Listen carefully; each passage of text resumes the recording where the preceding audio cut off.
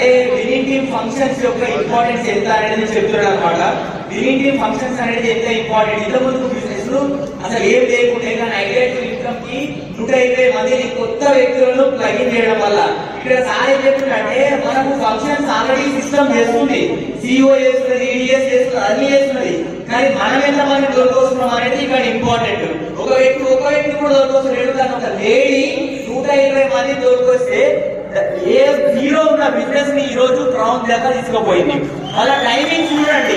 Timing చాలా మంది ఏమంటారంటే నాకు పిల్లలు ఉన్నారు, నాకు మేనేజ్ చేయడం వీలు కదా అని అంటారు కదా.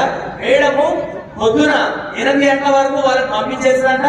పంపించేసి 8 గంటల నుంచి అంటే ఇంతకు ముందు టైమింగ్స్ 10 గంటలకు స్టార్ట్ అవుతుంటే ఇది మాట్లాడుకొని 9 గంటలకు చేసుకున్నది. 9 గంటల నుంచి 4 గంటల దాకా పని చేస్తున్నది.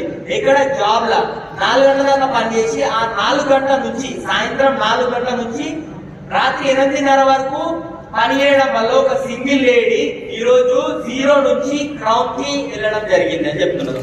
విన్నింగ్ ని ఈవెంట్ చేసుకోవడం వల్ల और आसान बिजनेस नहीं हुआ, बिजनेस जीरो हो गया. लोग चले गए छोड़ के, सुनने में है फिर थोड़ा बिजनेस खड़ा हो गया.